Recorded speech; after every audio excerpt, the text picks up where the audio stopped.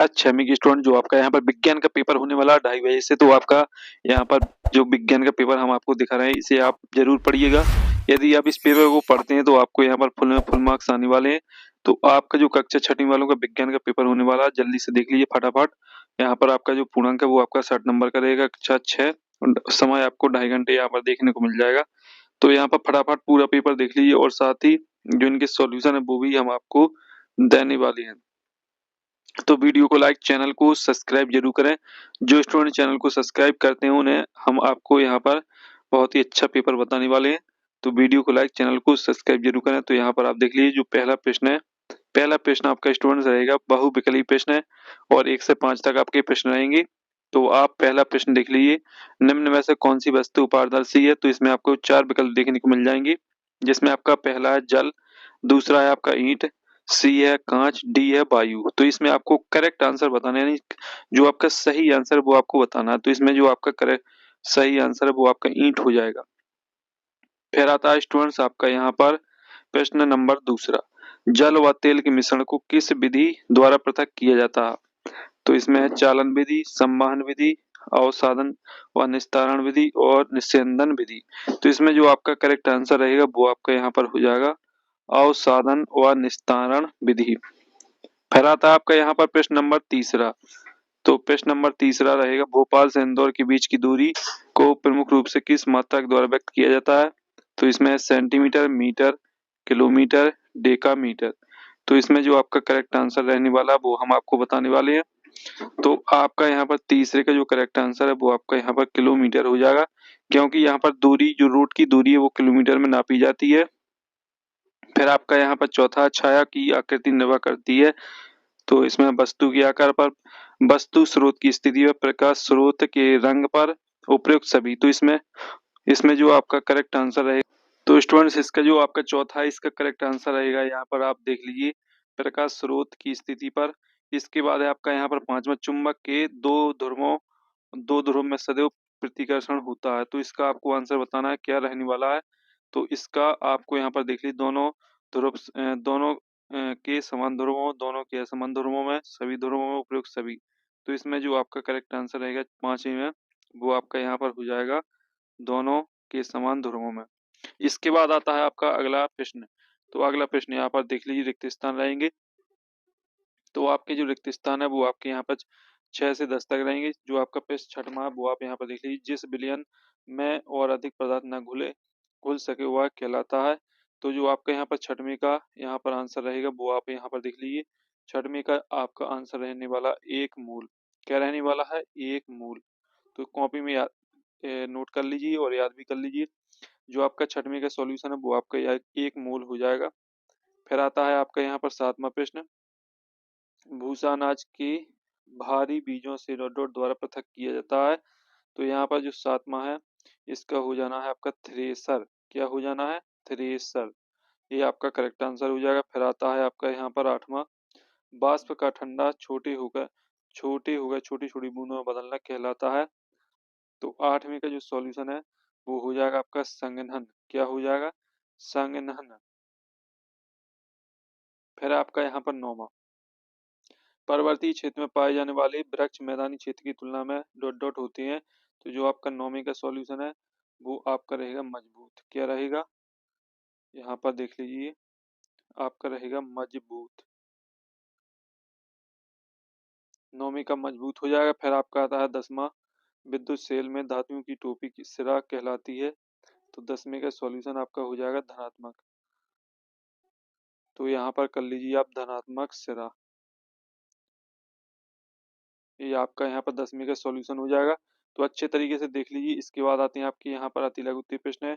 तो जो आपके स्टूडेंट्स अति लघु उत्तरीय प्रश्न रहेंगे वो आप यहाँ पर देख लीजिए, 2 नंबर के आपके प्रश्न रहेंगे। तो यहाँ पर प्रश्न को देख लीजिए। 11वां प्रश्न है, कौन सा खनिज अस्थियों के लिए आवश्यक है? तो इनके जो स्टूडेंट्स, इनके जो आंसर है वो हम आपको बताएंगे वीडियो के बाद में, मतलब वीडियो के एंड में। पहले आप क्वेश्चन को देख लीजिए, परख लीजिए, समझ लीजिए। फिर बार में आप पानी से भरे गिलास में नारियल तेल गिर जाने पर किस प्रकार अलग करेंगे, लिखिए। 13वां है आपका, उपस्थिति से आप क्या समझते हैं? 14वां है आपका, चलती हुई साइकिल के पहिए गति कैसी होती है, लिखिए। लिखिए 15वां है आपका टॉर्च को विद्युत कहाँ से मिलती है? विद्युत सेल का उपयोग किन किन उपकरणों में किया जा सकता है? लिखिए। फिर 16वां मुंह पर मास्क पहनना क्यों आवश्यक है? तो ये आपके अति लघुत्तरीय प्रश्न है और इनके सॉल्यूशन भी हम आपको बताएंगे। वीडियो के एंड तक बने रहें। वीडियो को लाइक, चैनल को सब्सक्राइब जरूर करें। लघुत्तरीय प्रश्न देख लीजिए। 17 से 22 तक लघुत्तरीय प्रश्न रहेंगे, जिसमें 17वां विटामिन हमारे शरीर में किस रक्षा में आवश्यक होते हैं। और 18वां प्रश्न कठोर और कोमल पदार्थ से आप क्या समझते हैं। और 19वां धारा रेखीय आकृति किस जलीय जीव में पाई जाती है तथा किस प्रकार संरचना से मिलती जुलती है। फिर 20वां एक समान मापन प्रणाली की आवश्यकता क्यों उत्पन्न हुई। 21वां घर में बिजली की सप्लाई कहाँ से आती है। और 22वां कार्बन डाइऑक्साइड गैस के दो उपयोग। तो ये आपके यहाँ पर लघु उत्तरीय प्रश्न है। सॉल्यूशन आपको हर प्रश्न का दिया जाएगा, वेट करें थोड़ा, आप यहाँ पर प्रश्न को पढ़िएगा फिर आपको सॉल्यूशन दिया जाएगा। दीर्घ उत्तरीय प्रश्न है आपके 23 से 26 तक। 23वां जड़ किसे कहते हैं या कितनी प्रकार की होती है। 24वां पर्वतीय क्षेत्र में पाए जाने वाले पौधे की 4 विशेषताएं। 25वां मेरुदंडु किसे कहते हैं, इसका क्या तात्पर्य। 26वां चुंबक को सुरक्षित भंडार के लिए किस प्रकार रखना चाहिए। तो ये आपके यहाँ पर हो जाएंगे दीर्घ उत्तरीय प्रश्न। तो इनके जो सॉल्यूशन है यानी स्टूडेंट्स इनकी जो आंसर है वो हम आपको आप बताने वाले हैं। तो अच्छे तरीके ध्यानपूर्वक इनके सॉल्यूशन देखिएगा और इस पेपर को याद जरूर करिएगा। तो चलो इसके सॉल्यूशन देख लेते हैं। तो स्टूडेंट्स ये रहा आपका यहाँ पर 11वीं पेस्ट का सॉल्यूशन। कैल्शियम अस्थियों के लिए आवश्यक खनिज है। तो 11वीं पेस्ट का जो सॉल्यूशन है वो आपका क्या हो जाएगा, ये है आपका यहाँ पर देख लीजिए। कैल्शियम अस्थियों के लिए आवश्यक खनिज है। फिर आता है आपका 12वां पेस्ट का सॉल्यूशन। तो 12वां पेस्ट का सॉल्यूशन ये हो जाएगा। पानी और नारियल तेल अलग अलग घनत्व के होते हैं। नारियल तेल पानी की सतह पर तैरता है।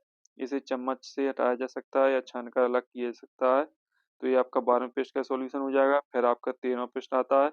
13वें पेस्ट का सॉल्यूशन आप यहाँ पर देख लीजिए। उपास्थित एक लचीले संयोजी ऊतक है जो हड्डियों के सिर पर पाया जाता है और झटकों को अवशोषित करता है। फिर आता है आपका यहाँ पर 15वां। तो 15वें का जो 14वें प्रश्न का सॉल्यूशन आप देख लीजिए।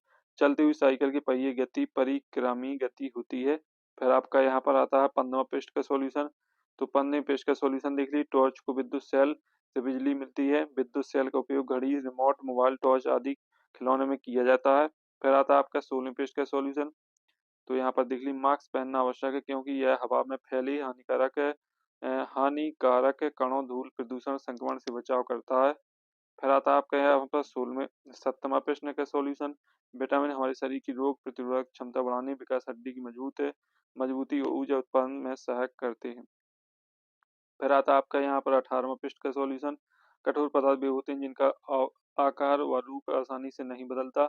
कोमल पदार्थ वे होते हैं जो आसानी से दब या मुड़ सकते हैं। तो ये आपका 18वें पेज का सॉल्यूशन है। ये आपका 19वें पेज का सॉल्यूशन है। धारा रेखीय आकृति मछलियां व डॉल्फिन जैसे जलीय जीवों में पाई जाती है। आकृति नाव या हवाई जहाज की संरचना से मिलती जुलती है जिससे जलवायु प्रतिरोध कम होता है। फिर आता है आपका यहाँ पर 20वें पेज का सॉल्यूशन।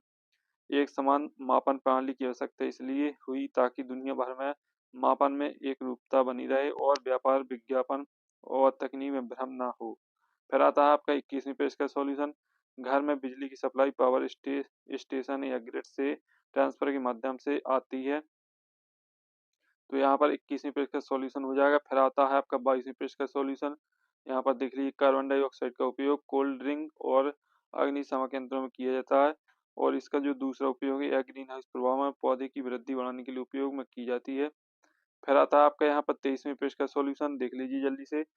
जड़ किसे कहते हैं। जड़ पौधे का वह भाग जो जमीन के नीचे पाया जाता है और पौधे को मिट्टी से पोषक तत्व व पानी प्रदान करता है, उसे जड़ कहते हैं। जड़ कई प्रकार की होती है जैसे आप यहाँ पर देख लीजिए तपनुमा, रेशेदार और इसके बाद है सहायक जड़। तो यहाँ पर अच्छे तरीके से देख लीजिए। फिर आता है आपका 24वें पेज का सॉल्यूशन।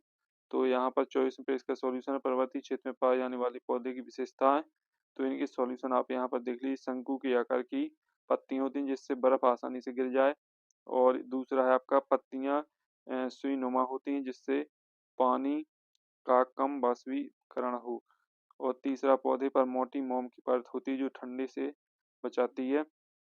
फिर आता है आपका यहाँ पर 25वां मेरुदंड। तो यहाँ पर देख लीजिए मेरुदंड ये 25वें पेज का आपका सॉल्यूशन हो जाएगा, अच्छे तरीके से देख लीजिए। और ये है आपका 26वें पेज का सॉल्यूशन। तो स्टूडेंट जो सॉल्यूशन है वो हमने आपको बता दिए हैं, और साथ ही आपको इस पेपर को फटाफट पूरी तरीके से याद कर लेना है, सॉल्यूशन को अच्छे तरीके से पढ़ लेना है, और साथ ही इस पेपर को जरूर पढ़ के जाना है। तो अगली वीडियो में स्टूडेंट फिर मिलते हैं, तब तक के लिए जय हिंद, वंदे मातरम।